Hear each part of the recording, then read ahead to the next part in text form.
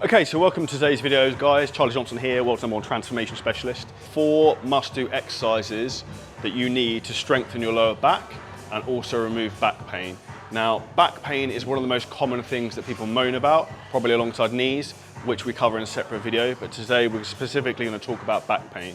Now, firstly, we'll talk about the lower back. The first thing I want you to actually think about is people talk about strengthening their lower back. Now, in reality, when it comes to our lower back here, and as you'll see on screen now, the photo of me when I was shredded, that Christmas tree effect of your lower back, there isn't actually really any muscle tissue there. It's literally just like fascia tissue and connective tissue. It's all the muscles surrounding your lower back that creates lower back strength other than our erector spinae. So that's one thing you really notice. And if you look at an anatomy chart of the human body, you'll see very much there isn't any muscle tissue in terms of your lower back. Okay, so when people try and think about strengthening their lower back, the main thing a lot of people are concerned about is disc issues and crushing basically the discs in the lower back and the vertebrae moving out of place. So a very easy way to rectify this to make sure you don't suffer from this problem and not strengthen your lower back but strengthen everything around it is by actually activating the muscles of your core, your glutes, and opening up your hip flexors, which we're going to take you through in today's video. So stay tuned as we go through the 4 exercises that can help you strengthen your lower back in terms of an activation point of view, and then I'm going to add in 2 bonus exercises to actually build and develop your lower back area specifically. So these 4 exercises we're going to talk about, number 1 we're actually going to focus on is actually not even an exercise in itself, it's going to be opening up our hip flexors. So I've done a separate video on this before, but one of the reasons we have lower back pain and lower back problems is that people are tilted within their pelvis forwards, got an anterior pelvic tilt, which is tightness here. So as you see, as you're doing that, your lower back is coming out of position and you're going to be putting pressure on your vertebrae. So the first exercise we're actually going to go through is going to be a Bulgarian Split Leg PNF stretch into a walking lunge, which is a phenomenal exercise to actively release the muscles of your hip flexor, of which is actually 10, which a lot of people don't realize. And then we're going to do that into a walking lunge. So the whole goal here is to actually activate and release the muscles of the hip flexor. And then we're going to do a lunge so we can get stability in our hips, which in itself will actually strengthen the lower back, because we have to remember that our hips are mainly supported obviously from the different muscles coming into from our hamstrings, the front of our legs from our quads, our rec fem, our hip flexors, and obviously the muscles coming into from our back downwards, from like the lats and the erector spinae.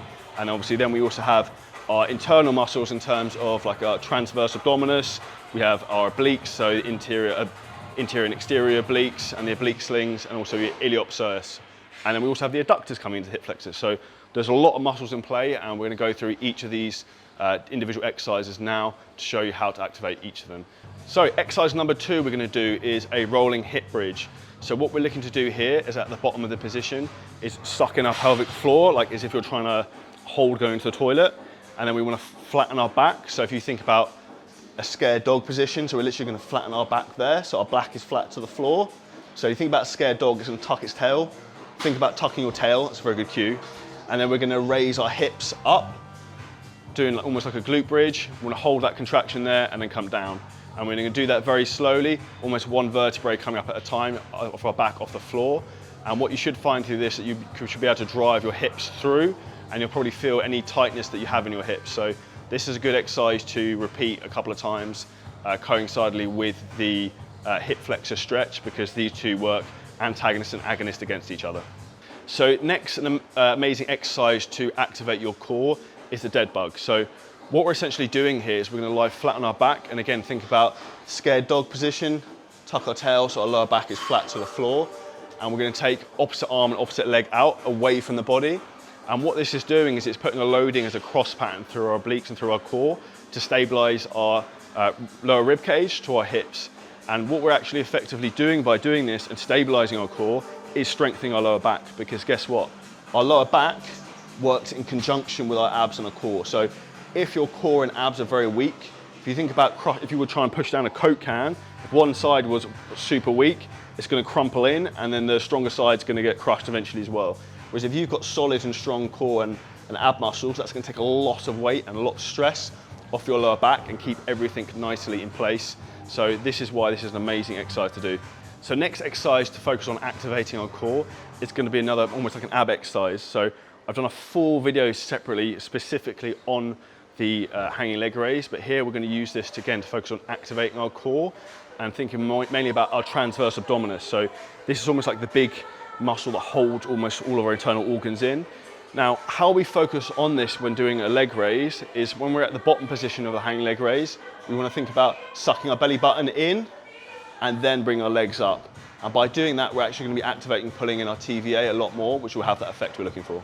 For more specifics on how to crush the hanging leg raise, if you hit the link above, I've got a full 5-minute long video specifically on this exercise and how you can optimize everything for that. Now, when it comes into actually strengthening your lower back and developing the musculature of that area or rounding your lower back, we've already talked about stabilizing and almost protecting our back in the 4 exercises we've had so far. So now we're going to focus on exercise to develop strength within that area, and mainly it's going to be thickness through our back and our erectors here, rather than obviously the lower back, as we said, because there's not really actually any muscle tissue there. So exercise number 1 I would highly recommend is a hyperextension. Now, a lot of people do this very wrong in the fact that they will round over through their thoracic spine, which is our upper back. What you want to do here is think about keeping your back up and tight and keep your scapula locked in. So we want to try and keep this position here as we come up and down. And one of the best ways to do this is you use a very small plate. Like if you struggle with these, even use a 2.5 kilo plate, just have a weight that you hold to your chest, and that will consciously make sure you have to try and hold that position, a proper posture, so you're not folding from your upper body and you're just pivoting from your lower back. The other easy tip I'd recommend with this is just focusing very much on the tempo, because a lot of people, when it comes to hyperextensions, they'll throw themselves up, throw themselves down, almost like wailing up, and that's very much not what we want. What we want to be using is a very slow, controlled range of motion. So pause at the top, pause at the bottom, and that's the best way to really target your lower back specifically. Okay, so now we're coming to the king of compounds, the deadlift. The big thing I would suggest you really want to focus on in this is getting your hips down low. So the biggest mistake most people do is they end up rounding through their back and they're not having a stable base at the bottom. So a big tip is to drive and have your hips as low as possible at the bottom, because if your hips are too high when you start, you have no option but to try and round out through the lower back. Another key tip with this I see a lot of people making mistakes with is really poor choice of footwear.